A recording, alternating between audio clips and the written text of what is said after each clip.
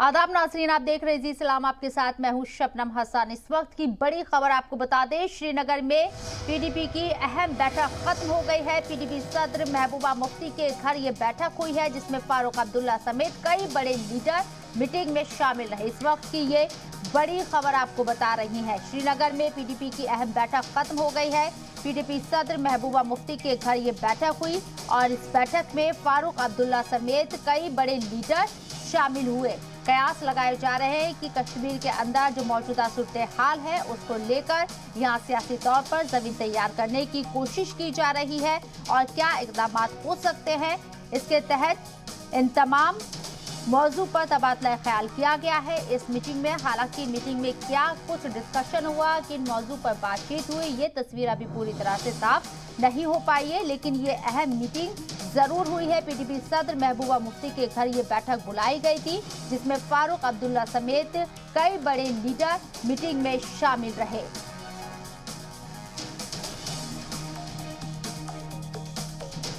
तो मौजूदा सूरत हाल पर तबादला ख्याल किया गया है। कश्मीर में जिस तरह से लगातार खबरें आ रही हैं, सियासी माहौल गर्म है, उस बीच ये अहम बैठक श्रीनगर में पीएजीडी की अहम बैठक खत्म हो चुकी है। पीडीपी सदर महबूबा मुफ्ती के घर ये बैठक हुई, जिसमें फारूक अब्दुल्ला समेत कई बड़े लीडर मीटिंग में शामिल रहे। तस्वीरें भी आप देख रहे हैं। मीटिंग के दौरान क्या कुछ तबादला ख्याल किया गया, ये पूरी तरह से अभी क्लियर नहीं किया गया है, लेकिन कयास यही लगाए जा रहे हैं कि जम्मू कश्मीर के अंदर जो सियासी माहौल बनाया जा रहा है उसको लेकर ही यहाँ तबादला ख्याल किया गया होगा। लोगों में आम राय बनी होगी, क्योंकि कई बड़े लीडर इस मीटिंग में शामिल रहे हैं। कई जानिब से इंतखाबात कराने की आवाजें भी उठ रही हैं जम्मू कश्मीर के अंदर। ऐसे में पीडीपी किस तरह से तैयारी करे, इसको लेकर ये मीटिंग हुई है। हालांकि पूरी तरह से तस्वीर साफ नहीं है कि किन मौजू को लेकर ये मीटिंग की गई है, लेकिन हाँ, इतना जरूर है कि ये अहम मीटिंग है और इस मीटिंग में फारूक अब्दुल्ला समेत कई बड़े लीडर शामिल हुए हैं। जाहिर सी बात है, जब तमाम बड़े लीडर एक मीटिंग में शामिल होंगे तो बड़े कयास लगाना यहाँ लाजमी हो जाता है। फारूक, हमारे नुमाइंदे हमारे साथ मौजूद है, उनका रुख करते हैं। फारूक, मीटिंग में सूरत हाल पूरी तरह से साफ नहीं हुई है, लेकिन इस बात से भी आप इनकार नहीं कर सकते हैं कि जब एक जगह पार्टी के तमाम बड़े लीडर मौजूद हों, एनसी के सदर फारूक अब्दुल्ला भी यहाँ मौजूद थे, तो ऐसे में कुछ बड़ा यहाँ पर तबादला ख्याल किया गया है।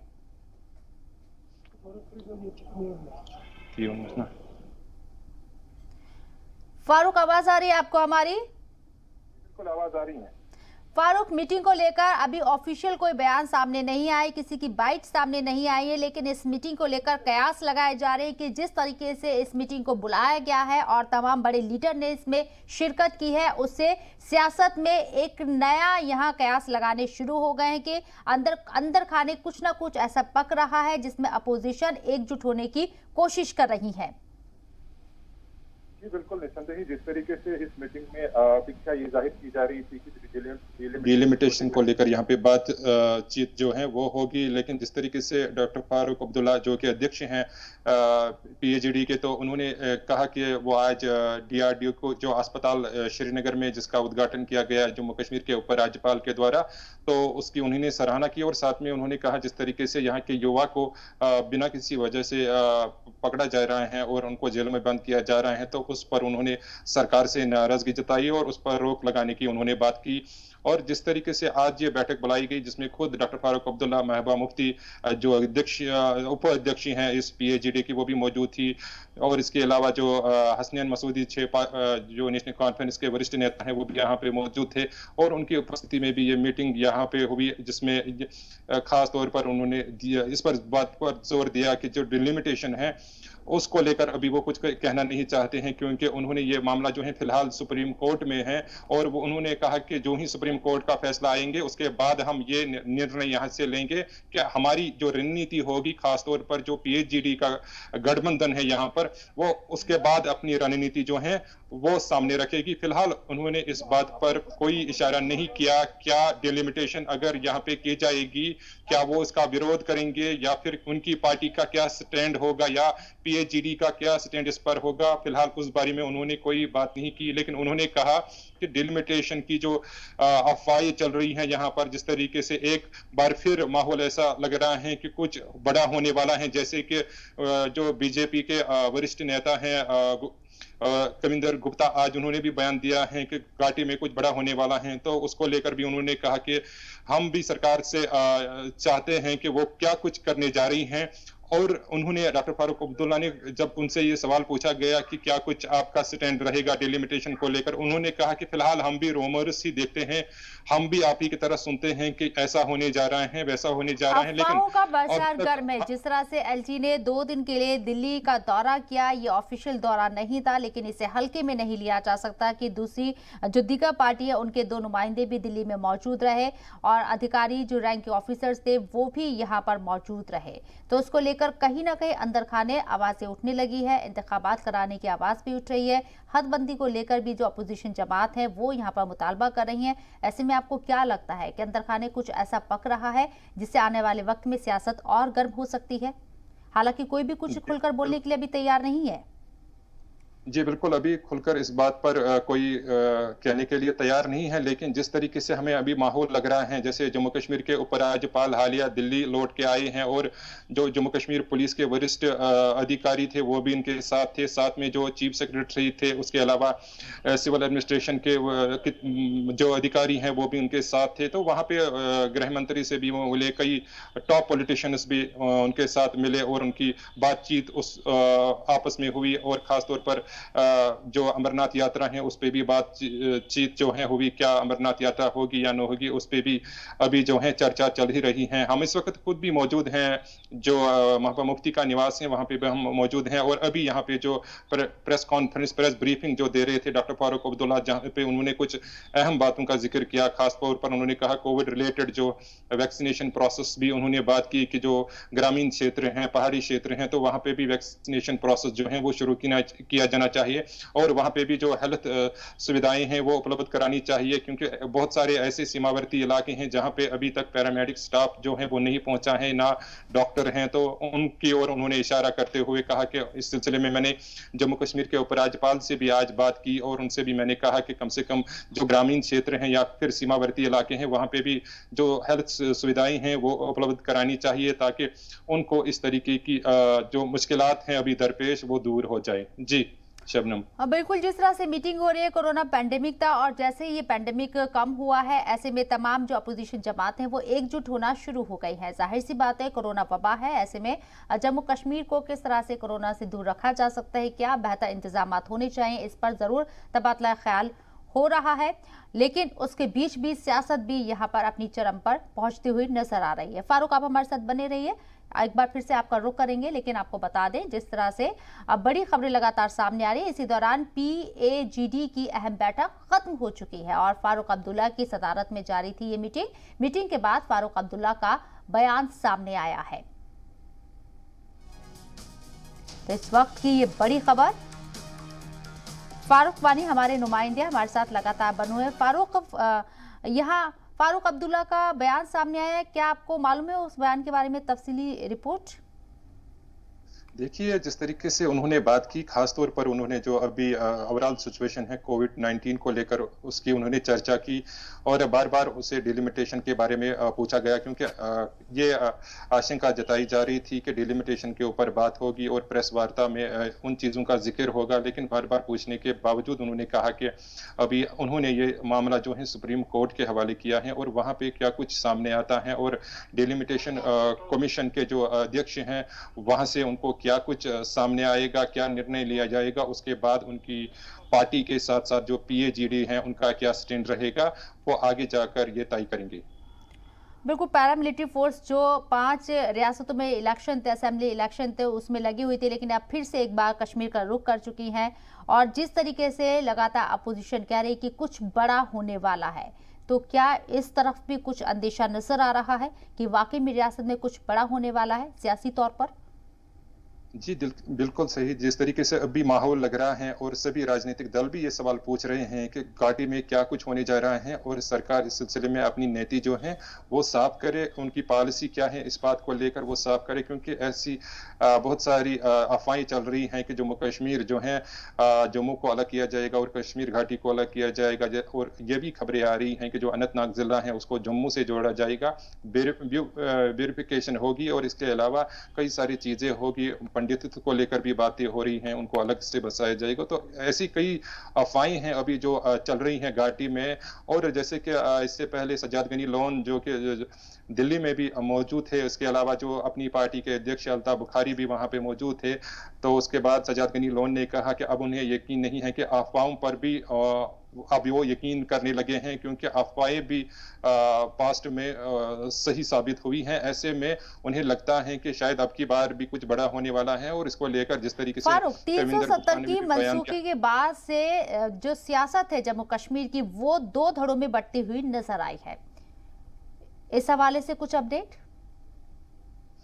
देखिए, अभी जिस तरीके से पीएजीडी जो है इसमें पीपल्स डेमोक्रेटिक पार्टी है, अवामी नेशनल कॉन्फ्रेंस है, सीपीआईएम है और इसके अलावा खुद नेशनल कॉन्फ्रेंस भी मौजूद है। फिलहाल ये गठबंधन जो है इन्हीं पार्टियों के भीतर चल रहा है। और सज्जाद गनी लोन जो कि पर्सन थे उन्होंने अलहदा की फारूक, आपको रोकना चाहेंगे। अल्ताफ ठाकुर बीजेपी लीडर हमारे साथ फोन लाइन पर मौजूद है, उनका रुख कर लेते हैं। अल्ताफ जी, खैर मकदम है, आपका जी सलाम है। शुक्रिया शबनम जी। अल्ताफ जी, जानना चाहेंगे आपसे, क्या आप इस तरफ रोशनी डाल पाएंगे कि आखिर जम्मू कश्मीर के अंदर जो सियासत चरम पर है उसके क्या हम यहाँ पर कयास लगाए, किस तरीके से देखें?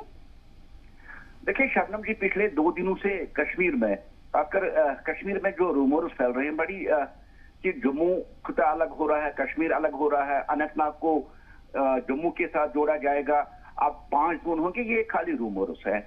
यहाँ तक ट्रूपर्स का यहाँ श्रीनगर आना, जब 5 रियासतों के इलेक्शन हो रहे थे तो यहाँ से कुछ ट्रूपर्स इलेक्शन ड्यूटी के लिए मगरबी बंगाल और दूसरे स्टेटों में चले गई थी। अब वो ट्रूपर्स अपनी अपनी कंपनियों में दोबारा रिपोर्ट करने के लिए आ गए हैं। अब इस रूमर्स के बीच में पीएजीडी की मीटिंग कराना, जबकि पिछले 5 महीनों से पीएजीडी बिल्कुल सोया था। जब कोविड में लोगों को उनकी जरूरत थी तब वो ग्राउंड जीरो पे या कहीं उनका नाम निशान नहीं दिखा दिया। आज जब हर तरफ वो रूमर्स फैला रहे हैं कि अब कश्मीर में आग लगेगी, कश्मीर में होगा, तो मुझे लगता है आज मिलने का उनका जो मकसद था वो उस बहती हुई गंगा में हाथ अल्ताफ जी, हदबंदी को लेकर भी फारूक अब्दुल्ला ने कहा कि मामला जो है कोर्ट में है, कैसे होगा फिर ये सब? देखिए, 370 वापस नहीं आएगा, कोर्ट में मामला हो। देखिए, इसका मतलब ये नहीं कि कोर्ट में मामला हो, डॉक्टर फारूक साहब कोर्ट में हेयरिंग में जीत जाएंगे और 370 वापस आएगा। 370 घुस चुका है जमीन में, वो वापस नहीं आएगा। लेकिन पीएजीडी जो पिछले 5 महीनों से गहरी नींद में सोए थे, कहीं उनका अता पता नाम निशान किसी जम्मू कश्मीर के बाशिंदे नहीं देखा। अब हालात जो इस वक्त रूमर्स फैल रहे, वो अपना हाथ इसमें डाल के, इस गंगा में हाथ धो के वो इसको और बढ़ाना चाहते हैं, ताकि जो सियासी उनका वजूद पिछले 5-6 महीने से ठप पड़ा है उसको थोड़ा सा ऑक्सीजन मिल जाए। यही आज मीटिंग का मकसद है, क्योंकि कहीं ना कहीं से वो चाहते हैं कि लेकिन अल्ताफ ठाकुर जी, अंदर खाने कुछ ना कुछ तो ऐसा जरूर पक रहा है जिससे कुछ बड़ा होने वाला है। इस बात की पूरी उम्मीद जाहिर की जा रही, क्योंकि जिस तरह से दिल्ली के अंदर, मेरा सवाल पूरा सुन लीजिए सर, जिस तरह से दिल्ली के अंदर एलजी का दौरा हुआ वो ऑफिशियल दौरा नहीं था, लेकिन जिस तरह से एलजी ने दिल्ली का दौरा किया, 2 कश्मीर के जो अधिकारी रैंक के ऑफिसर थे वो वहां पर मौजूद रहे उस दौरे के दौरान। इसके साथ ही जो दूसरी पार्टी है, दीगर पार्टी के 2 नुमाइंदे भी वहां पर मौजूद रहे। कुछ तो अंदर खाने हैं। देखिए शबनम जी, ऐसा कुछ नहीं है, कुछ बड़ा होने वाला नहीं है, कुछ होने वाला नहीं। भारतीय जनता पार्टी मुत्तहिद जम्मू कश्मीर की वकालत करती है और हमने हमेशा जम्मू कश्मीर को एक साथ हमने एक ही नजरिए से देखा और आज भी हम वही कहते हैं कि जम्मू कश्मीर मुत्तहिद रहे, फले फूले। आज जब हम कोविड के खिलाफ जंग लड़ रहे हैं, पूरे देश के साथ साथ जम्मू कश्मीर में आज जंग लड़ते हैं और जम्मू कश्मीर को लगभग हमने कोविड के खिलाफ जंग जीती है। जो कोविड पेशेंट्स की रेट है पेंडेमिक में वो सबसे नीचे लेवल पे अब आ रही है। मुझे लगता है कि आज के डेट में इन पार्टियों को भी कोविड में ही देखना चाहिए। अगर इनको देखना चाहिए कि पिछले 1.5 साल में हेल्थ इंफ्रास्ट्रक्चर एक नए तरीके से बनाया गया है, जो देश में जो आज लाया गया है। इनको आज उन इश्यूज को छोड़ के लोगों को वर्गलाने के बाद से इनको आज पेंडेमिक में लोगों के काम आने। और जहां तक आप कह रहे हैं कि कुछ मीटिंग हुई थी कि आगे अमरनाथ वाली यात्रा आने वाली है और मुझे लगता है कि अमरनाथ वाली यात्रा होनी चाहिए। और सबकी देखिए उस खित्ते के लोग, खासकर अनंतनाग पहलगाम की बात करूं, वहां जो लोग हैं उनकी रोजी रोटी सिर्फ यात्रा पे चलती है। वहां के घोड़े वाले, वहां के होटियर्स, वहां के मजदूर लोग, उनकी वही चलती है। यही वजह है कि एलजी साहब और जो बड़े अधिकारी यहाँ से गए हैं, उन सिक्योरिटी इश्यूज को लेके गए कि आगे आने वाली यात्रा और डिलिमिटेशन प्रोसेस भी लगभग अब कंप्लीट होने वाली है। और मुझे लगता है कि आगे गवर्नमेंट भी ये सोच रही है। अल्ताफ जी, आपने अनंतनाग का जिक्र किया कि जम्मू में मिलाने की, ये भी र्यूमर्स है कि जम्मू में मिलाया जाएगा अनंतनाग को। महबूबा मुफ्ती अभी अनंतनाग का दौरा करके आई है। इससे पहले वो अपने जो पार्टी के कारकुनान है उनसे कह चुके हैं कि आप एक्टिव हो जाइए, लोगों के बीच में जाइए। देखिए, भारतीय जनता पार्टी तोड़ने वाली पार्टी पे काम नहीं करती है। हमने हमेशा जोड़ने वाली पार्टी की है। हमने मुल्क को मुत्तहिद किया, हम जम्मू कश्मीर को विकास की राह पे लाके खड़ा कर दिया। हम तोड़ने वाली पार्टी में यकीन नहीं रखते। ये बिल्कुल झूठ है। मैंने कहा इसके आपको भड़काने के लिए आगे गलत स्टेटमेंट दे रहे हैं कि अनंतनाग को जम्मू के साथ मिलाया जाएगा, श्रीनगर को अलग दूर कर दिया। ऐसा कुछ भी नहीं है। ये एक अफवाह कश्मीर में फैलाई जा रही है ताकि यहाँ आज जो गर्मी का सीजन शुरू हो रहा है इसमें फिर हालात को खराब कर दीजिए। और कुछ नहीं, ऐसा कुछ भी होने वाला नहीं। एक रूटीन प्रोसेस है, एक नॉर्मल प्रोसेस है।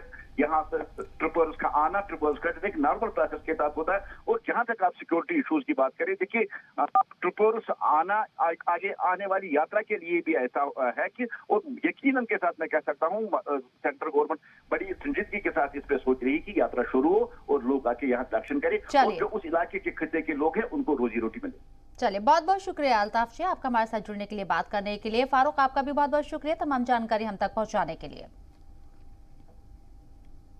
बढ़ते आगे, हदबंदी पर फारूक अब्दुल्ला का बयान सामने आया है। मामला सुप्रीम कोर्ट में। उन्होंने कहा है कि कोर्ट का जवाब आने के बाद हम अपना फैसला दे देंगे। सबसे बड़ी बात तो ये है कि वी आर कंप्लीटली डिटरमिन्ड कि जो हमने डिक्लेरेशन किया था 4 अगस्त 2019 में, उसमें कोई रद्द बदल नहीं है। We stand by that. दूसरा जो बहुत अहम मसला है इस वक्त, वो इस बीमारी का है। जिस बीमारी ने यहाँ पे हर शोबे को तबाही के दहने पर पहुँचाया। कोई भी सेक्टर आप ले लीजिए, कोई सेक्टर नहीं है जो इस वक्त बर्बादी में शामिल नहीं है। वो टूरिस्ट इंडस्ट्री हो, वो छोटा सा छोटा शॉपकीपर हो, वो छोटा सा छोटा रेडी चलाने वाला हो, ट्रांसपोर्ट हो, कोई भी जो है एक बर्बादी के आलम। उसके ऊपर जो फिर अल्लाह की तरफ से बहुत ज़बरदस्त बारिशें पड़ी और ज़ालाबारी हुई, किसान को नुकसान हुआ। किसान बिल्कुल जो आबाद था आज बाकी वो किसान जो है गिर गया। गवर्नमेंट ने किसानों की तरफ 1000 रुपये दिया है। इससे क्या, इनको एक जामा पॉलिसी बनानी चाहिए। देखिए, ये तो पहले हम लोगों को मिलने की जरूरत है। बहुत वक्त हो गया। रूमर तो यहाँ हर वक्त चलते हैं, हमें कुछ पता नहीं है। सिर्फ रूमर जैसे आप सुनते हैं हम भी सुनते, मगर हमें इसके ज़्यादा कुछ पता नहीं है। जो वो करना हुआ करेंगे। हम तो अल्लाह की रस्सी को थामे हुए हैं और इंशाल्लाह उम्मीद करते हैं कि वो हमारे फ्यूचर। जहाँ तक डिलिमिटेशन का सवाल है, हम लोग कोर्ट में हैं, सुप्रीम कोर्ट में, और हमने उनसे कहा है आप वो सुप्रीम कोर्ट का पढ़ लीजिए, उसका जवाब आ जाए हमें डिलिमिटेशन की जो चेयरमैन हैं वो भी सुप्रीम कोर्ट के जज रहे हैं, उनसे जवाब आए तो उसके बारे में फिर हम फैसला करेंगे। तो सही है।